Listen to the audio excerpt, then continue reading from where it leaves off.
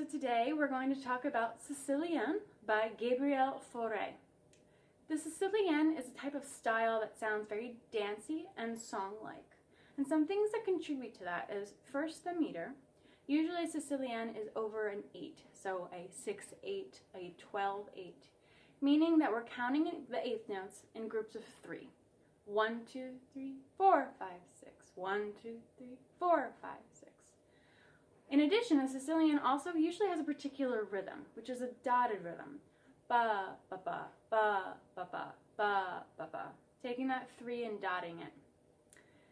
And lastly, the Sicilienne often evokes this idea of a pastorelle, which essentially means a pasture or something out in nature. So what you're playing is a piece that is meant to make you think about or evoke memories of something out in nature.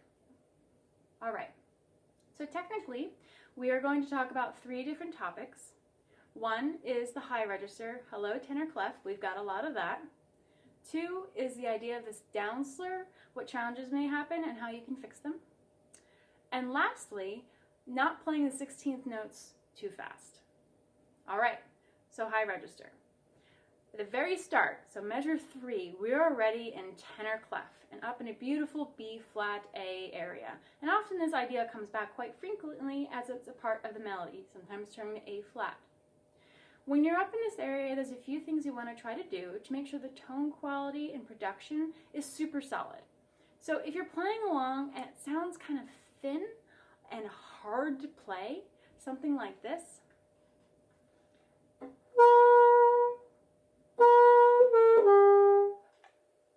What essentially that means is that there's a lot of tension somewhere in your body. Usually when students start playing the high register, they think, oh no, high equals hard.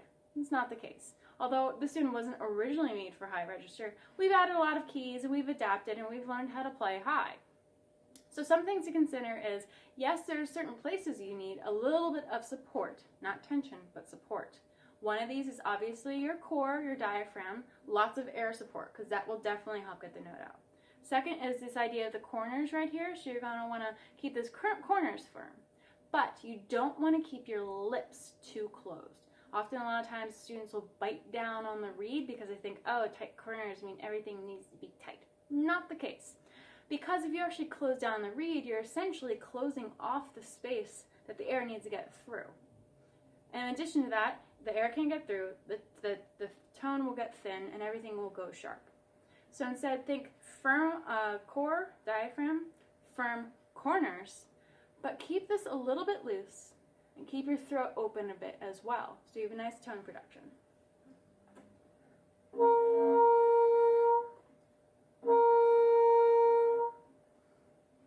On the flip side, if you don't put enough support, because there is a piano here, if you don't put enough support, because you're thinking piano equals less air, which we know is never the case, you often end up getting this other type of sound, which kind of comes out as this.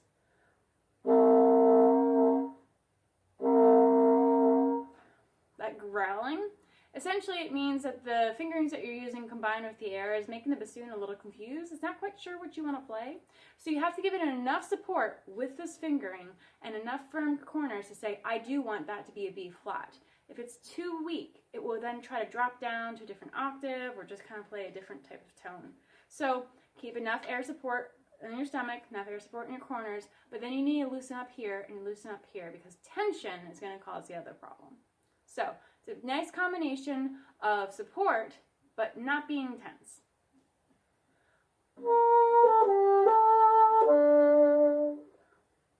And right there, the last little thing I did, the A to the D drop, is an example of a down slur. A down slur happens when you have 2 notes that are slurred together that go pretty far away from each other. Usually starting somewhere in the tenor range or above the clef and then maybe going further down into the clef.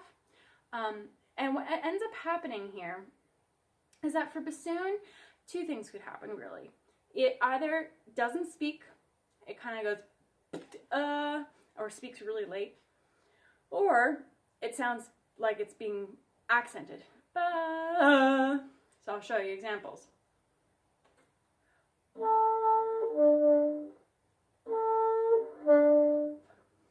Delayed or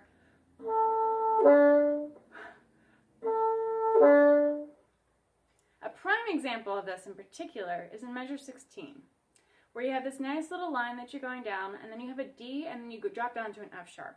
An F sharp to land on a down slur is no fun, because F sharps have a tendency of being sharp on our instrument to begin with, so that intonation is going to be one thing you're going to have to deal with. In addition, it has lots of fingerings, so you have to put all the fingerings down. And this note has a particular, because of the half hole as well, sometimes doesn't speak immediately already. So you have to make sure you have a solid half hole, you put your fingers down, and you give it enough support without going sharp.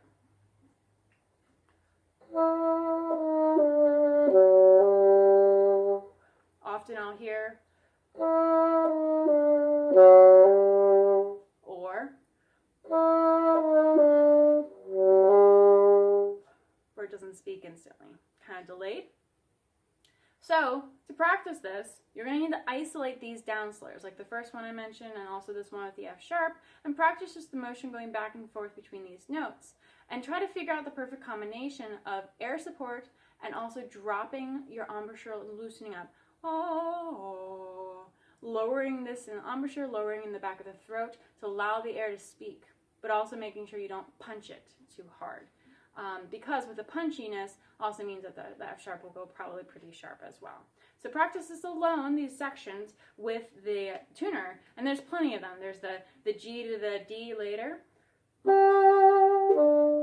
Lots of down slurs. So keep practicing these individually before you then insert them into the music, and then you can play a section of it all together. But if you don't practice it individually, it still will sound a little punchy or have problems. So definitely make sure to isolate that.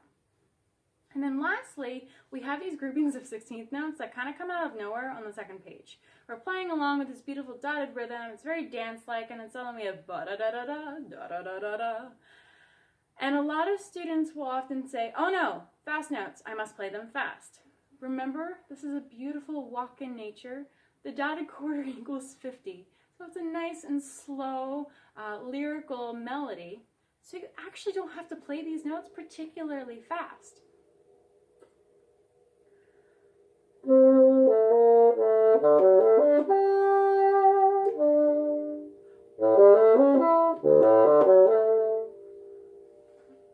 One, two, three, four, five, six. 1, 2, 3, 4, 5, 6. So make sure to practice these in isolation as well, because you want to get the fingerings down, you want to feel comfortable with what the next note is, so they don't come out as something like this. Or, which I often get, which is kind of the sloppy fingering that's rushing through because you think that you need to get through it because it's fast. Put a nice metronome on. 1, 2, 3, 4, 5, 6. 1, 2, 3. Count it through, nice and slow, and then spend a little time on it. Ba da da da da da da da da. It's a little decoration, okay? So it's a part of the melody, but it's more decorative. So don't put so much weight on thinking that this needs to go fast. It's a common mistake, and you don't want to get all stressed out about something that actually, once you put a little time into it, it's going to be perfectly fine. All right. So quick review. We talked about the high register one in the tenor clef, making sure that we are not too tense, which will close off the sound and make it sharp, or too weak, which will make it drop and turn into this growly sound. We also want to look at the down slurs. There's a lot of them, and you want to practice them in isolation with the tuner because you want to make sure that the pitch is accurate when you land on the bottom note, and you also want to make sure it actually speaks when you want it to, so it comes out the way you like it, with a little bit of sound but not too much umph, and it's not delayed. And then the last bit is don't freak out over the 16th notes. They're not that fast, they're beautiful and slow, so spend some time on them so you're comfortable with it, but make sure you're counting them properly and you're not rushing through it, because remember, this is a beautiful, relaxing walk in nature. All right, so that's a review of Sicilienne by Gabriel Faure.